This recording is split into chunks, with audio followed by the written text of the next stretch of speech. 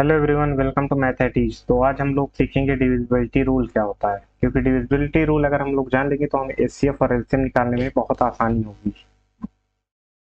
तो सबसे पहले समझते हैं कि every number is divisible by one, मतलब कोई भी नंबर होगा तो वन से वो डिविजिबल होगा, ये आप लोग जानते ही हैं। आप समझते हैं कि जैसे मान लीजिए कोई डिजिट दिया हो तो वो कैसे पता चलेगा कि टू से डिविजिबल है कि नहीं। जैसे मान लीजिए मैं कह दूं 1 2 5 4 6, तो अभी कैसे पता चलेगा कि टू से डिविजिबल है कि नहीं। मान लीजिए आपने डिवाइड करना शुरू कर दिया टू से, अब ये टू से डिविजिबल ही ना हो तो दिक्कत हो जाएगा। तो पहले समझते हैं इसका रूल क्या होता है। A number is divisible by two if the last digit is 6। A number is divisible by 2 if the last digit is 0, 2, 4, 6 and 8। तो यहाँ देखिए लास्ट डिजिट क्या है 6, तो इसका मतलब ये डिविजिबल है 2 से। जैसे मैं कह दूँ 3, 4, 5, तो देखिए इसका लास्ट डिजिट क्या है 5, तो ये डिविजिबल नहीं है 2 से। कह दूँ मैं 6, 4, 9, 2, 1, 0, 9, 0, तो देखिए इसका लास्ट डिजिट क्या है 0 है, जिसका मतलब ये 2 से डिविजिबल है। समझ गए आप लोग। अब हम लोग सी पार्ट की तरफ मूव करेंगे। सी पार्ट क्या कह रहा है, a number is divisible by 3, मतलब वो नंबर 3 से डिविजिबल होंगे if the sum of its digit is divisible by 3, अगर उनका जो डिजिट का सम है वो 3 से डिविजिबल हो, मतलब 3 के टेबल में आ रहा हो। जैसे मैं कह दूं 18 है, तो ये तो आपको पता है 3 से 18 होता है, लेकिन इसका रूल ट्रिक देखिए, इसको सम करिए डिजिट को, तो 1 प्लस 8 क्या होता है 9। अब 9 देखिए क्या 3 के टेबल में है, तो 3 3 जार 9, सो ये 3 से डिविजिबल है। जैसे मैं कह दूं 96, तो देखिए 9 प्लस 6 क्या होता है 9 6 15 और 3 5 15, तो इसका मतलब ये 3 से डिविजिबल है। और एक एग्जांपल ले लीजिए जैसे 1492, तो जरा ऐड करिए डिजिट, तो 1 4 9 एंड 2, तो क्या होता है ये हो गया आपका 16, जो कि 3 से डिविजिबल नहीं है, नॉट डिविजिबल, ऐसे समझ लीजिए। तो इसका मतलब ये 3 से डिविजिबल नहीं है। डिविजिबल तो है 3 से, लेकिन प्रॉपर डिविजिबल नहीं है, जैसे रिमाइंडर 0 है। तो आप लोग ये कॉन्सेप्ट समझ गए होंगे। अब हम लोग अपने डी पार्ट की तरफ मूव करेंगे। अ number is divisible bye 5 if the last digit in with 0 है 5, मतलब जो डिजिट 5 से डिविजिबल होगा, मतलब 5 से भाग दे सकते हैं रिमाइंडर 0 के साथ, यदि उस डिजिट के लास्ट में 0 और 5 है। जैसे मैं कह दूं 15, तो देखिए ये है 5, तो ये 5 से डिविजिबल है। अब 15 डिवाइडेड बाई 5 क्या होता है 3। अब इसमें कहते हैं 6 2 5, देखिए लास्ट में क्या है 5, तो ये 5 से डिविजिबल है। जैसे मैं कहता हूँ 1090, तो ये 0 आया जो कि 5 से डिविजिबल है।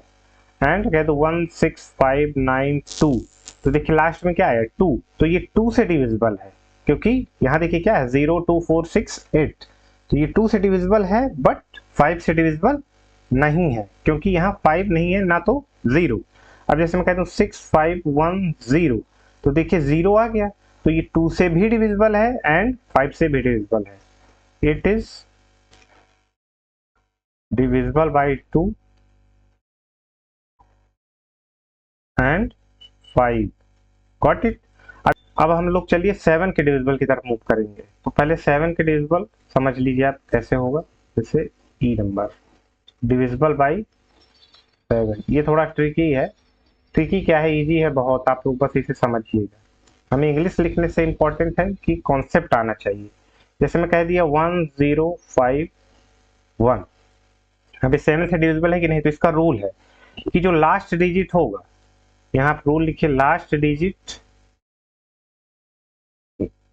इंटू 2 करेंगे, मतलब उसका लास्ट डिजिट का डबल कर देंगे एंड सब्ट्रैक्ट विथ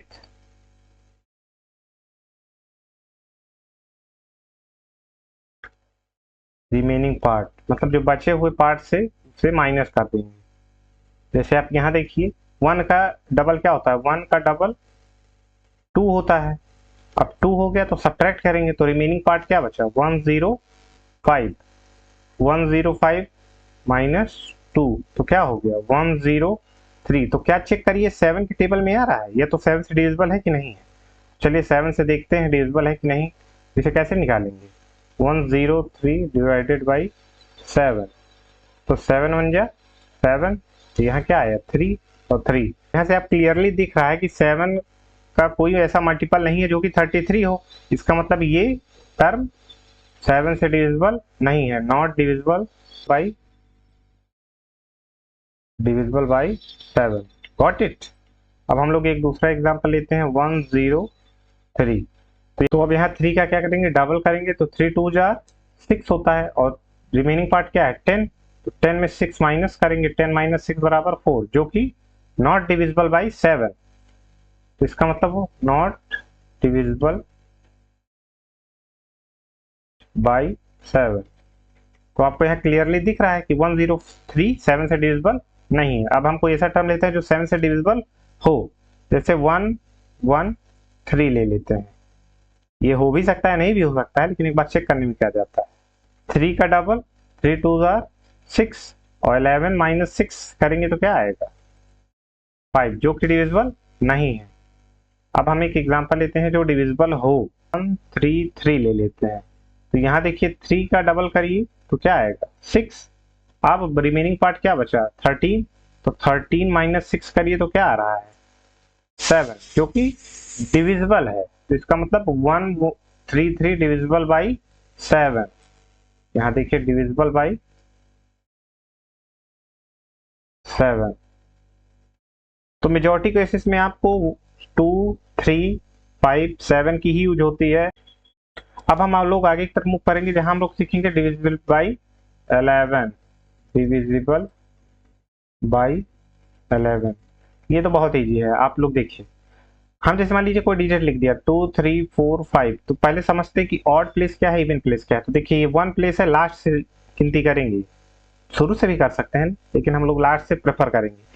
ये 1 है तो ये ऑड है, ये 2 है तो इवन है, ये 3rd प्लेस है तो ऑड है, ये 4th प्लेस है तो इवन है। तो ये दोनों किस में चले गए, ये दोनों इवन में चले गए और ये दोनों ऑड में चले गए। तो बस यहाँ कुछ नहीं करना, सम ऑफ ऑड टर्म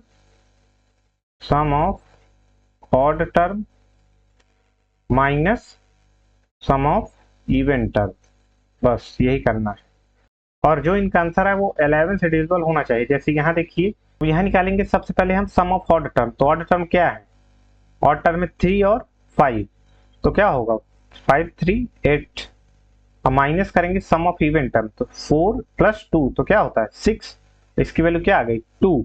देखिए अगर यहाँ -2 भी आता तब भी हमें कोई दिक्कत नहीं हो। जैसे हम यहाँ लिख सकते हैं sum of even term minus sum of odd term, उससे आंसर चेंज नहीं होगा। तो यहाँ देखिए 2 आया जो कि 11 से डिविजिबल नहीं है। तो इसका मतलब ये नंबर जो है ये 11 से डिविजिबल नहीं है। जैसे मैं कह दूं, एक एग्जांपल और लेते हैं, एग्जांपल 2। तो देखिए 1 3 3 1। अब देखिए ये 11 से डिविजिबल है कि नहीं। तो देखिए पहले ऑड इवन टर्म देखेंगे, तो ये इवन, तो ये देखिए ये ऑड, ये इवन, ऑड और इवन।